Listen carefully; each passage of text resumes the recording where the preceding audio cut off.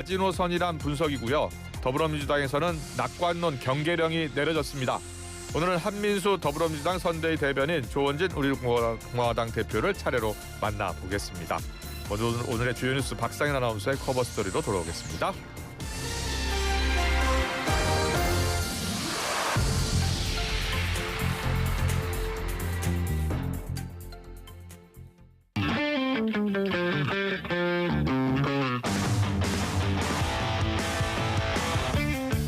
네, 오늘도 뜨거운 이슈 시원하게 풀어드리겠습니다. 오늘의 커버 스토리 박상현 아나운서 나와 있습니다. 어서 오세요. 네, 안녕하세요. 박상현입니다. 네, 박상현 아나운서 오늘 아침은 좀 맑은 것 같던데. 네.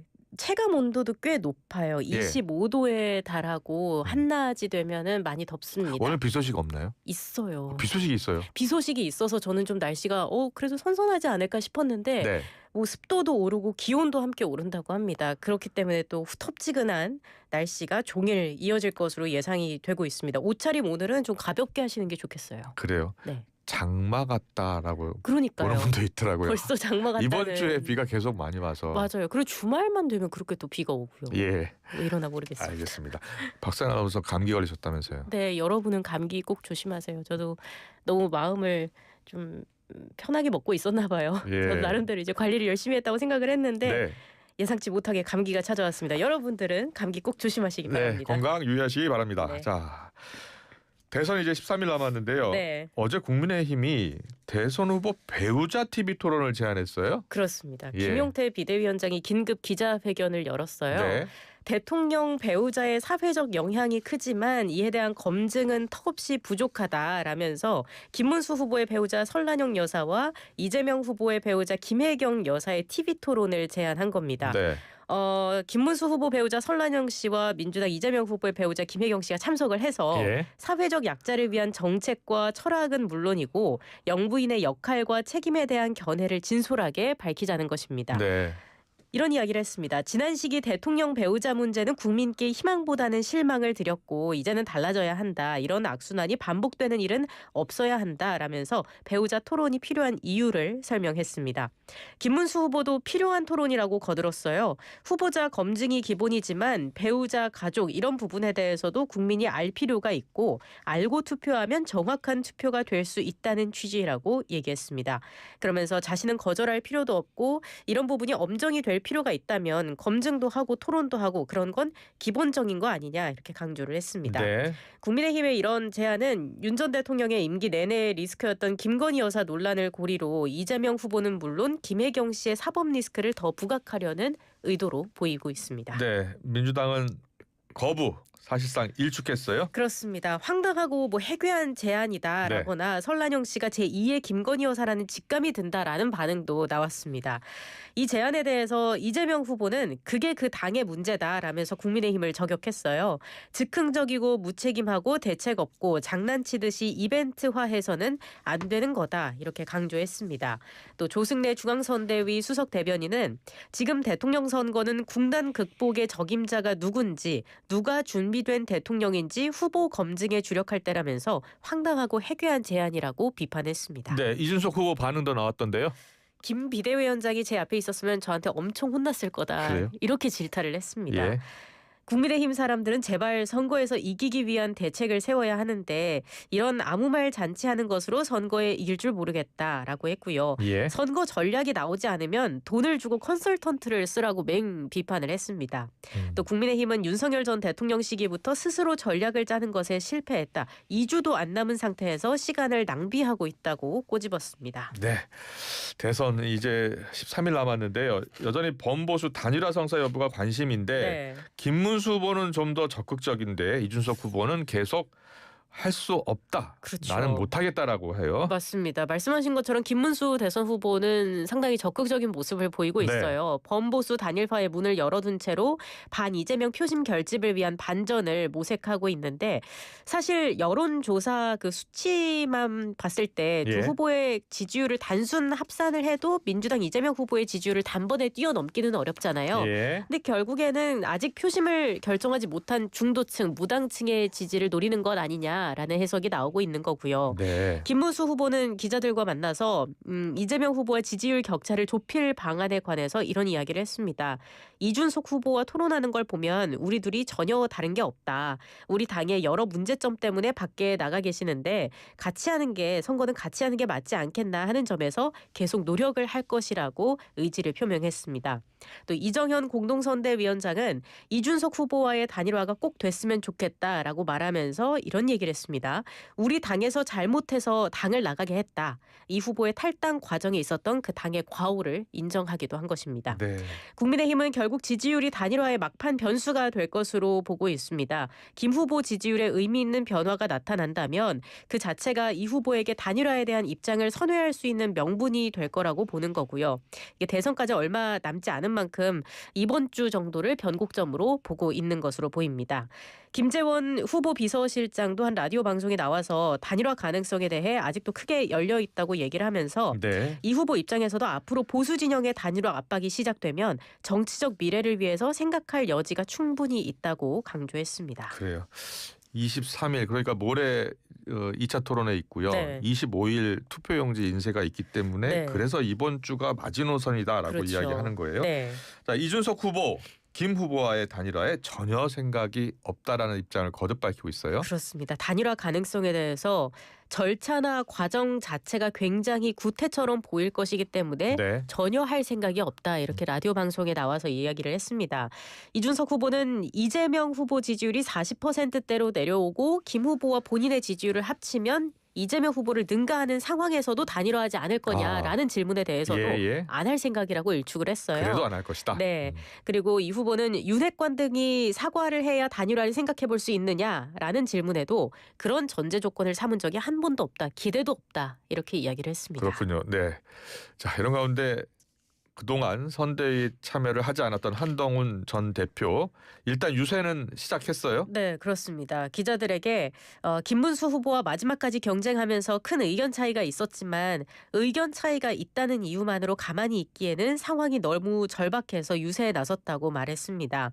어제 부산 광안리에서 시작한 첫 지원 유세 현장에서 한 전 대표는 이재명이 가져올 위험한 나라를 막아야 한다면서 위험에 빠진 대한민국을 구하고 당을 바로잡기 위해 끝까지 가겠다면서 김문수 후보에 대한 지지를 호소했습니다.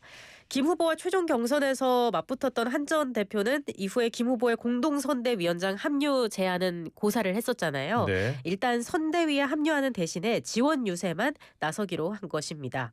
한 전 대표는 솔직히 말하면 여기 나오지 않으려고 했다 이렇게 얘기를 하기도 했어요. 그래요? 예. 제 양심과 정치 철학이 계엄과 탄핵에 모호한 태도를 보이는 지금의 우리 당에 동조할 수 없었기 때문이다라고 했는데 그렇지만 나라가 망하게 두고 볼 수는 없는 일 아니냐 이렇게 설명을 했습니다.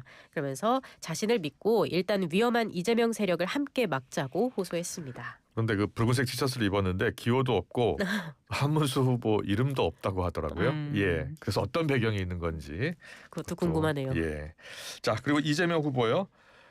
지금 이재명 후보의 커피 원가 120원 발언을 놓고 네. 국민의힘이 계속 공세를 이어가고 있잖아요. 그렇죠. 자영업자를 악덕업자로 몰아간 발언이라는 취지로 공세를 이어가고 있습니다. 예. 김문수 후보가 어제 유세 연설에서 이 후보를 겨냥해서 시장에 와서 누구 속 터지게 하려고 커피 원가가 120원이라고 하냐. 시장이 예. 폭리를 취하면 사람들이 사 먹겠냐. 이렇게 얘기를 했고 받은 만큼 받고 경쟁해서 시민들에게 싸게 좋은 물건 파는 게 시장 상인의 일이다. 이렇게 목소리를 높였습니다.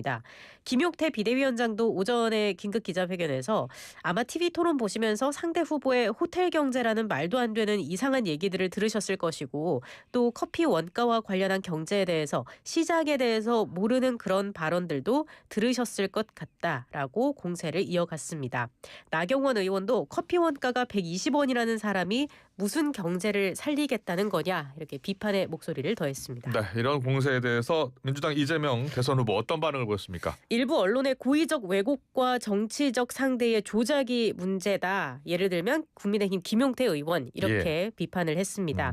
그러면서 저는 닭죽을 힘들게 파는 것보다 휴게 음식점을 깨끗하게 운영하는 게 훨씬 더 소득이 좋다. 지원해주겠다. 예. 커피 원가가 120원 정도라더라. 이렇게 얘기를 했다면서 이건 보도에도 나온 것이고 공식 자료가 나온 것 아닌가라고 설명을 했습니다. 네. 그러면서 이런 발언을 120원짜리 커피를 8,000원에 바가지 씌운다는 식으로 내가 하지도 않은 말을 조작해서 자영업자를 비하했다고 얘기하더라. 이건 정말 잘못됐다라고 주장을 했고요. 이어진 의정부 유세에서도 김용태 비대위원장을 겨냥해서 여당 주요 인사가 이재명이가 커피 120원짜리인데 8,000원에 판다고 한다. 자영업자들이 폄훼한 것이라고 열심히 떠든다라면서 이런 걸 용인하면 되겠느냐, 이렇게 정치하면 되겠느냐라고 반문했습니다. 네. 고소고발전으로 좀 이어진 상황이에요. 네. 그리고 지금 대선을 앞두고요. 참 소상공인을 상대로 특정 정당이나 후보 캠프 관계자를 사칭한 노쇼 사기가 잇따르고 있다고요. 이게 큰 문제인 것 같아요. 예. 충북에서도 지난 14일에 증평에 위치한 한 참치 횟집에 지역구 국회의원실 관계자를 사칭한 노쇼 피해 사건이 발생을 했었고 네. 또 최근 청주에서도 유사한 사례가 발생했습니다.